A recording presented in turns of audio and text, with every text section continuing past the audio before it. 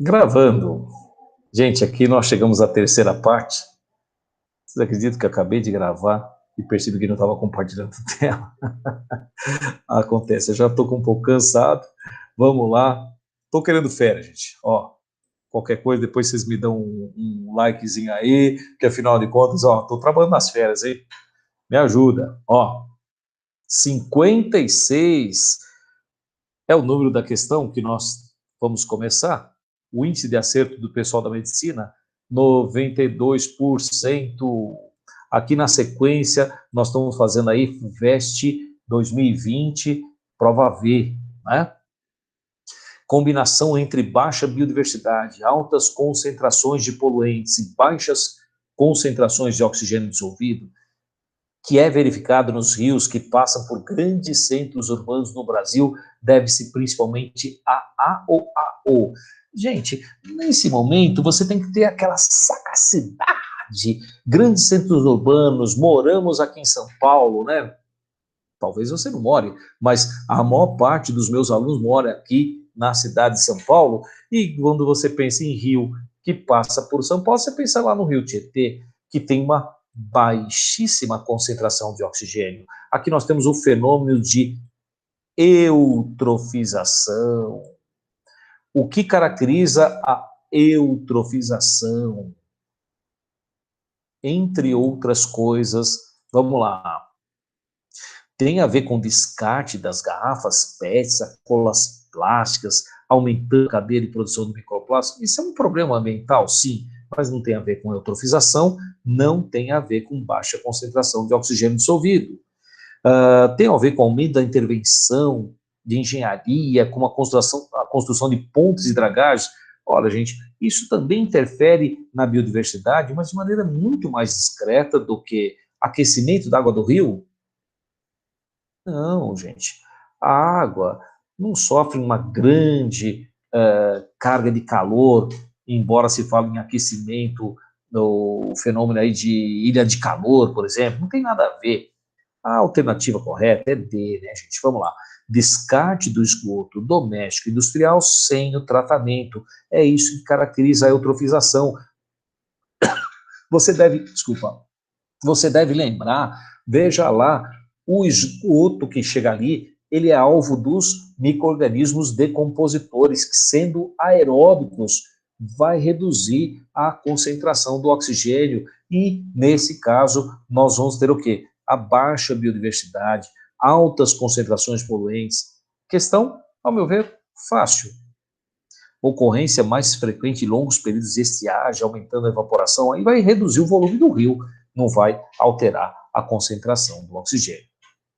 E, gente, nós temos um texto enorme. Antes de ler o texto enorme, vamos ver o que ele quer. Uma linha. Terapia celular. Aqui o texto se refere. Gente, terapia. Um paciente com câncer sanguíneo infectado por HIV fez quimioterapia. Essa terapia que ele está falando? Não. A quimioterapia, esta quimioterapia aqui, é uma terapia contra o câncer. O que ele está pedindo é em relação à terapia celular, que acontece agora, ó. Recebeu um transplante de células-tronco da medula óssea de um doador resistente ao HIV. Esta é a terapia celular. Professor, eu nem sabia que existia doador resistente ao HIV. Está afirmando aqui que existe. Você aceita, ó. Como resultado, tanto o câncer foi tratado pela quimioterapia, como o HIV, que tem a ver com a terapia celular, com transplante de medula, retroagiram nesse paciente. O receptor mais usado pelo HIV para entrar nas células do corpo é o CCR5. Um pequeno número de pessoas resistentes ao HIV tem duas cópias mutadas do gene receptor CCR5. Perceba que esse indivíduo, que é o doador, ele é homozigoto. Isso vai ser interessante para a gente afirmar alguma coisa em uma das alternativas. Isso significa que o vírus não pode penetrar nas do corpo como ser infectadas. O paciente recebeu célula-tronco da medula óssea de um doador que tem essa mutação genética específica, o que fez com que também ficasse resistente ao HIV. Então, gente, sobre a terapia celular, ou seja, esse transplante de medula óssea, geralmente é o osso aqui da bacia, né, gente? Você já sabe, o osso chamado sacro ilíaco, que tem a medula óssea mais abundante, é retirado, claro, que é anestesia, e aí, nesse caso, vai ser feito o transplante. E neste caso, pode ser alternativa A? Vamos lá. A terapia celular permitirá que os eventuais futuros filhos do paciente transplantado também possuam células resistentes à infecção pelo HIV? Vamos pensar? O espermatozoide é feito pela medula óssea? Não, isso foi uma alteração somática, né, gente? Essa alteração, para ser transmitida aos filhos, deveria acontecer no testículo. Está errado. Possibilitou a produção pelas células sanguíneas do paciente após o transplante de receptores CCR5 aos quais o vírus não se liga? É exatamente isso, né? Graças à terapia celular, com essa mutação, quem forma o receptor CCR5 alterado, o vírus não pode penetrar nas células sanguíneas. É uma interpretação de texto, né? Essa terapia celular promoveu mutações? Não. Gerou novos alelos mutantes? Isso é promover mutação? Também não. Confirma que o alelo mutante, que confere resistência à infecção pelo HIV, é dominante sobre o alelo selvagem. Selvagem é o inicial, né, o original, do gene CCR5. Aí, gente, nós temos que lembrar, nós temos cromossomos aos pares, tá? Numa certa posição, nós temos um gene, na mesma posição, nós temos os alelos, né? O gene A é alelo do gene A'. Qual é dominante, qual é recessivo? E a resposta é, não sei. Eu pego esse indivíduo aqui e pergunto, este indivíduo aqui, qual é o fenótipo dele? Ou seja, qual a aparência dele? Aí eu posso dizer dominante ou recessivo. Olhando para o fenótipo do indivíduo heterozigoto, que eu vou falar em dominante ou recessivo. Como que é o indivíduo? Ele é um homozigoto, não dá para falar dominante, recessivo, isso não cabe aqui. 57 foram 56% do índice de acerto. Acabou a biologia. Mas algum de vocês, talvez, ficou pensando que essa daqui fosse biologia por conta da presença de Charles Darwin. Na verdade, gente, isso aqui é antropologia, arqueologia, alguma coisa assim, né? Está falando sobre a Luzia, evolução humana. Evolução humana é mais tratada na história do que na biologia, né, gente? O esqueleto de Luzia. Vamos lá.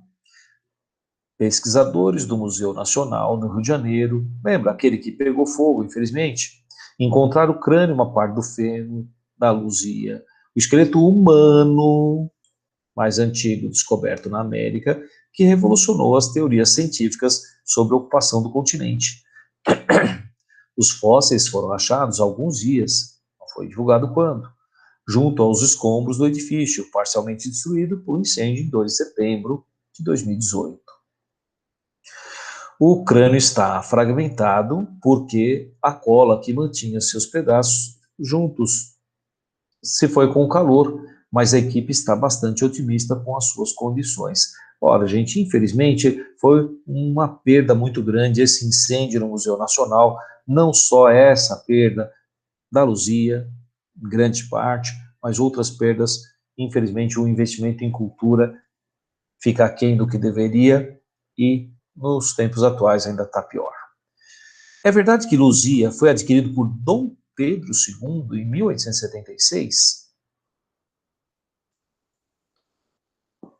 Vamos pensar, né?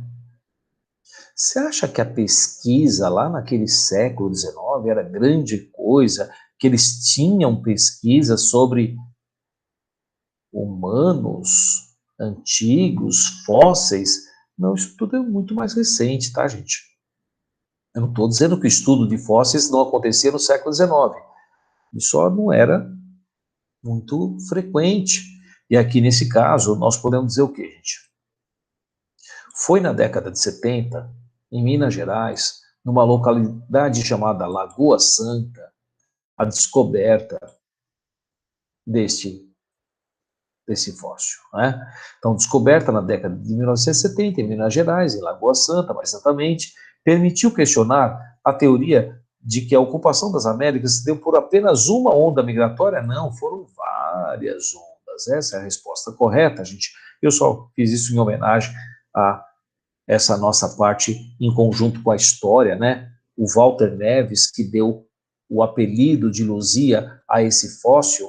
Walter Neves, para quem não conhece, procura lá no YouTube, gente. Realmente tem uma série muito interessante de evolução humana.